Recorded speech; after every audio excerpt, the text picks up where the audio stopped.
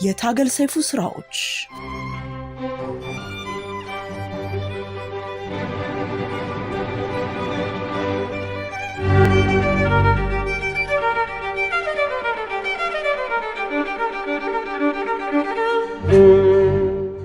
ዝንቡላው ጭንቅ ውስጥ ነው። ዛሬ የዝንቡላውን የመጨረሻ ታሪክ ይዘንላችሁ ቀርበናል። የካሮት በሊታው አለቃ የአቶ ውባሌ ምሹዬ መጨረሻ ምን ይሆን? ዝንቡላና ካሮት በአሁኑ ወቅት በአማዞን በመሸጥ ላይ ያለው የታገል ሰይፉ ረጅም ልቦለድ እነሆ።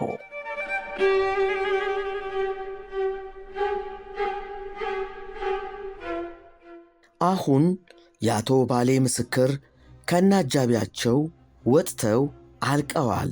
ዳኛውም ከግዙፍ ወንበራቸው ላይ አረፍ ብለው የሆነ ነገር በመጻፍ ላይ ናቸው። የኔ ልብ ግን አላረፈም። ብርድ ብርድ አለኝ። ምን እንደነካኝ እንጃ። ብርተሰላም መዳፌን ጭኖቿ ላይ ጣል አድርጋ እያሻሸችኝ ልታረጋጋኝ ትሞክራለች። እስከ ዛሬ ድረስ የወንድሜን ቀን ይስጠኝ ብዬ የማልኩበት ቀን ትዝ አይለኝም። ከዚህ ቀደም እንዳጫወትኳችሁ የወንድሜን ቀን በምንም ተአምር ማየትም ማስታወስም አልፈልግም። አሁን ግን ለዘመናት ደፍሬ ላስታውሰው የማልችለውን የወንድሜን አሟሟት በስንት ዘመኔ ደፍሬ ተጋፈጥኩት። ለመጀመሪያ ጊዜ ትዝ ይለኛል እያልኩ የወንድሜን አሟሟት ማውጠንጠን ቻልኩ። ትዝ ይለኛል በዚያን ምሽት እኔና ወንድሜ በገጠር ሰፈራችን ፊት ለፊት ካለ አገር አቋራጭ ጎዳና አጠገብ አንድ ዛፍ ተደግፈን ቆመናል። ምን እያወራን እንደነበር አላስታውስም። የምናወራው ግን በአፍ መፍቻ ቋንቋችን ነበር። ትዝ የሚለኝ ከኔ መናገር በኋላ ታላቅ ወንድሜ ከት ብሎ እንደሳቀ ነው። ወዲያው ባጠገባችን የሚያልፉ ሁለት ታጣቂዎች ዘወር ብለው ተመለከቱን። ከሁለቱ ታጣቂዎች አንዱም 5 እስክቆጥር ከዚያ አካባቢ ዞር በሉ አለና ወዲያውኑ ተኮሰ። ደጋግሞ ከወንድሜ ጀርባ ላይ ተኮሰ። ወንድሜም ተዝለፍልፎ ሲወድቅ ገዳዩ ወደ ግራም ወደ ቀኝም ሳይገላመጥ መንገዱን ቀጠለ። እኔ ከኋላ ኋላው ተከተልኩት። ዞር ብሎ ተመለከተኝና ምንድነው እሱ? 5 መቼ ቆጠርክ አልኩት። ቆጠርኩ አለኝ። አልሰማሁም አልኩት። በሆዴ ስለ ቆጠርኩ ልትሰማው አትችልም ብሎ መንገዱን ቀጠለ። ይህን ጉድ ሰምቼ ወደ ወንድሜ ስመለስ ገና ነፍሱ አልወጣችም ነበር። ከትከሻው ቀና ላደርገው ሞከርኩ። ከአፉ ላይ ቡልቅ የሚለውን ደም በልብሴ እጅጌ እየጠረኩ አይዞ ተርፈሃል ስለው ለማን በተተኮሰ ጥይት እንደተመታው ካወቅኩ ባልተርፍም ግድ የለኝ ብሎኝ ሞተ። ከዚህ አሰቃቂ ትውስታ በኋላ በዛሬው ቀን የወንድሜ ቀን ጠመንጃውን አቀባብሎ ወደ እኔ ሲመጣ ተሰማኝ። ከስሜቱ አስፈሪነት የተነሳ ከጎኔ ተቀምጣ ጣቶቼን ወደምታፍተለትለው ብርተሰላም ዞር ብዬ የእናቴን ነገር አደራ ልላት እያቅማማው ሳለ ስሜ ተጠራ። አቃቤ ሕጉ ነው። ያ ቢሮዬ እየተመላለሰ በአቶ ውባሌ ላይ እንድመሰክር ሲያነሳሳኝ የነበረው አቃቤ ሕግ ስሜን ጠርቶ በሐሰት በመመስከርና በሌሎችም ተደራራቢ ወንጀሎች ስለምጠረጥረው በቁጥጥር ስር ይዋልልኝ ሲል ሰማሁት። በዚህ መሃል ዳኛው እኔ ወደ ተቀመጥኩበት አቅጣጫ ተመለከቱ። ከዚያም ተነስቼ ወዳሉበት እንድመጣ አዘዙኝ። እኔም በድንጋጤ ለምን ስል ከመጮሄ ሂዱዴ ለምን አይባልም አለችኝ ብርተሰላም። የኔዋ ብርተሰላም ዳኛው ከአቃቤ ሕጉ ዛቻ ሊያድኑኝ ፈልገው የጠሩኝ ሳይመስላት አልቀረም። እኔም በሆነ እምቢ ካልኩ በሩ ጋር የቆመው ፖሊስ በብርትዬ ፊት በቻይኖቹ የምልክት ቋንቋ አናግሮ እሺ እንዳያስብለኝ ስለሰጋው ብድግ ብዬ ሄድኩ። ከትልቁ ጠረጴዛቸው 2 እርምጃ ያክል ፈንጠር ብዬ ቆምኩ። ወደዚህ ወደ ጠረጴዛዬ ጠጋ በል አሉኝ። የተቀቡት ሽቶ እስኪሸተኝ ድረስ ጠጋ ብዬ ቆምኩ። ለችሎቱ በማይሰማ ለሆሳስ እንደ ጥፋት ቢሆን እኮ ተከሳሽ ወንበር ላይ ተቀምጠህ ይህን የፍርድ ውሳኔ መስማት የነበረብህ አንተ ነበርክ። ነገር ግን የተከበሩ አቶ ባሌን ከተከበረ እንቅልፋቸው ላለመቀስቀስ ስል እዚያው በተኙበት ውሳኔውን አነባለሁ አሉኝ። ዓይናቸውን ከዘራቸውን ደገፍ ብለው ወደሚያንኮራፉበት አቅጣጫ ጣል አድርገው ውሳኔያቸውን ቀስ ባለ ድምፅ ማንበብ ጀመሩ። የተከበሩ አቶ ባሌ ሙሽዬ ሆይ፣ ችሎቱ ግራና ቀኙን ካዳመጠ በኋላ የደረሰበትን የመጨረሻ ውሳኔ በታላቅ አክብሮት አነብሎታለሁ። በክስ ሂደቱ መደምደሚያ እርስዎ አቶ ባሌ ሙሽዬ ሐቀኛ፣ ሀገር ወዳድና ሕዝባዊ ስብዕና የተላበሱ በሳል አመራር መሆኑን በተለያዩ ማስረጃዎች አረጋግጠናል። በዚህ ዕድሜዎ እስከ እኩለ ሌሊት ድረስ ቢሮ ማንሸቶ የታታሪነትዎን ከፍታ ቁልጭ አድርጎ ያሳያል። በዚህ የክስ ሂደት ላይ የተኙትም ለሀገሮ እንቅልፍ አጥተው ከመትጋቶ ብዛት እንደሆነ ፍርድ ቤቱ ይገነዘባል። በቀን አንዴ ብቻ መመገቦ ራስ ወዳድ አለመሆኑን ያረጋግጣል። በተለይም በትሪው ላይ የቀረበሎትን ምግብ ነካክተው መተዎ ልብ በሚነካ ሁናቴ ለሀገሮ ልማትና እድገት ምን ያህል ቀናኢ መሆኑን የሚጠቁም ነው። ይህ ሁለተኛ ፍትሐ ብሔር ችሎት እንደርሶ ባሉ የሀገር ባለውለታዎች ላይ ይህን የመሰለ የሐሰት ክስ በመቅረቡ የተሰማውን ጥልቅ ሐዘን ይገልጻል። የክስ ፋይል የከፈቱቦ አካላት የእርሶም፣ የብሔሮም፣ የፍትሕ ሥርዓቱም፣ የሕገ መንግሥቱም ጠላቶች ናቸው። በመሆኑ በእርሶ ላይ ክስ የመሠረቱ የብሔሮ ጠላቶች በአስቸኳይ በቁጥጥር ስር ውለው ጥብቅ ምርመራ እንዲካሄድባቸው ለፖሊስ ትዕዛዝ አስተላልፈናል። በመጨረሻ እርስዎ የተከበሩ አቶ ባሌ ሙሽዬ በብሔሮ ባህል መሠረት ጥሬ ካሮት መውደዶን ባቆሙ በማንኛውም ጊዜ ትምህርት የመጀመር መብቶ የተጠበቀ መሆኑን በመግለጽ ፋይሉን ወደ መዝገብ ቤት መልሰናል ብለው መዶሻቸውን ብድግ ሲያደርጉ የችሎቱን ፍጻሜ ሊያበስሩ እንደሆነ ገብቶኛል። መዶሻው ሽቅብ ተነስቶ ከጭንቅላታቸው በላይ ከፍ ማለት ሲጀምር አነሳሳቸው በጣም አስፈራኝ። ጠረጴዛቸው አጠገብ መቆሜን አስታውሼም ጆሮዬን ጥርቅም አድርጌ መድፈኔ ትዝ ይለኛል። ሐሳቤም መዶሻው ጠረጴዛው ላይ ሲያርፍ የሚሰማኝን ከባድ ድምፅ ለመቀነስ ነበር።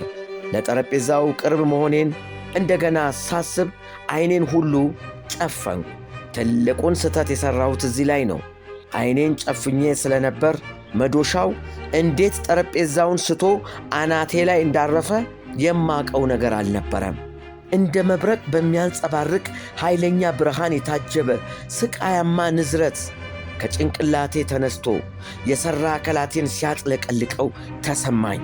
መዶሻው ጭንቅላቴ ላይ ሲያርፍ ከኔ ስቃይ በላይ የሆነ የእሪታ ድምፅ ችሎቱን አናወጠው። ብርተ ሰላም ነበረች።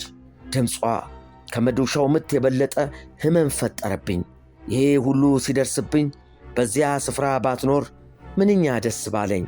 ስቃይን ለመቀነስ ስል በዚያ ስፍራ መኖሯን ለመርሳት ብጥርም ከእርሷ ስቃያማ ጩኸት በገነፈለ ቁጣ ዓይኔን አጉረጥርጬ ዳኛው ላይ አፈጠጥኩ። የዋህ ሆንኩና መዶሻው በስህተት ጠረጴዛውን ስቶ ጭንቅላቴን በመነረቱ የተሰማቸውን ድንጋጤና ሐዘን ከፊታቸው ላይ ለመመልከት ፈለግኩ። ያየሁት ግን የጠበቅኩትን መደናገጥና መጸጸት አልነበረም። እንዲያውም መዶሻውን ሲሰነዝሩ መሃል አናቴን በትክክል በማግኘታቸው በጣም የተደሰቱ ይመስላሉ። አዝናኝ ትርኢት እንደሚመለከት ሰው ስቃያማ ፊቴን ፈገግታ በተሞላው የእርካታ ስሜት በማጤን ላይ ነበሩ። አሁን ንዴቴን መቆጣጠር አልቻልኩም።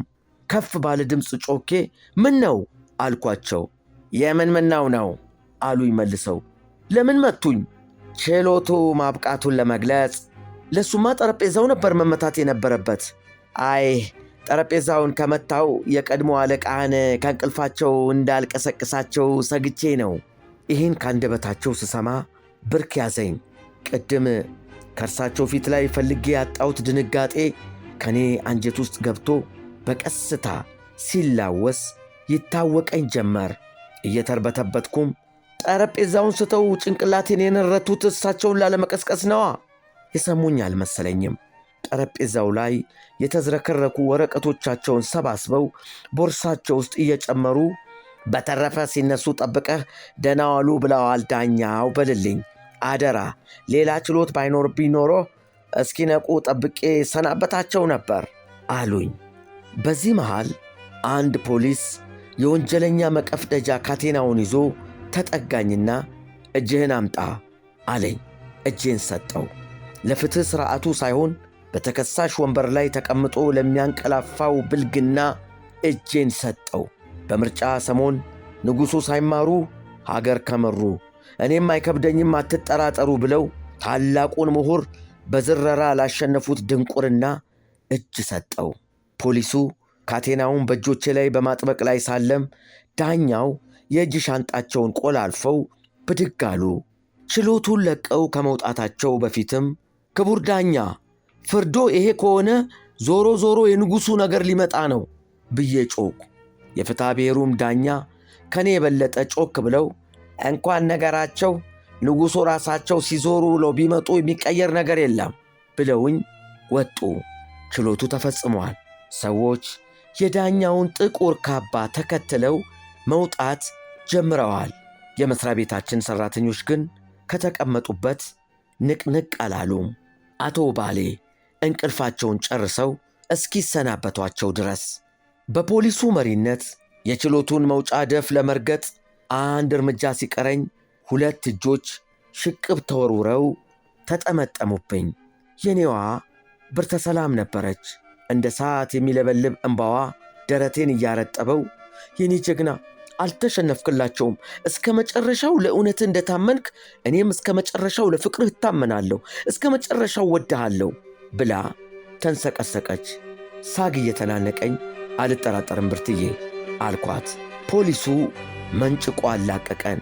እኔ ወደፊት ተገፈተርኩ። ብርትዬ ወደ ኋላ ቀረች።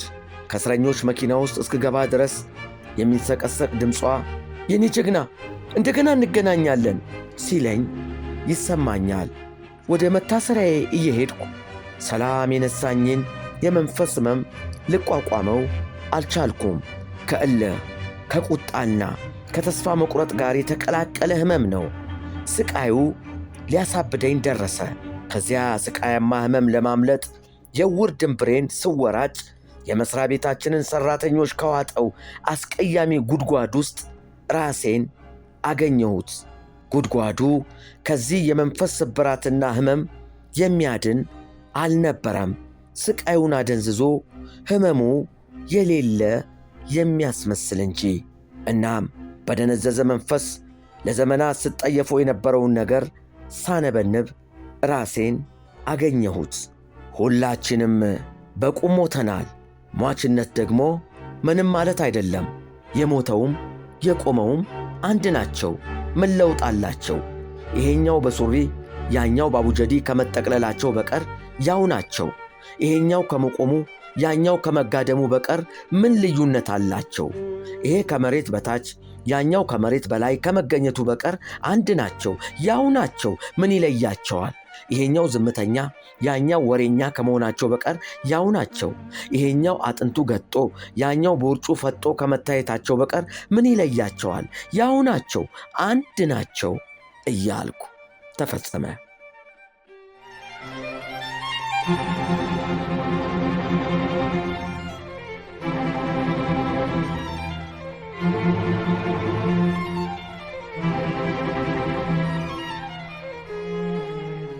ውድ የትረካችን ተከታታዮች ከታገል ሰይፉ ዝንቡላና ካሮት ቀንጨብ እያደረግን ያቀረብንላችሁ ታሪክ በዚህ አበቃ።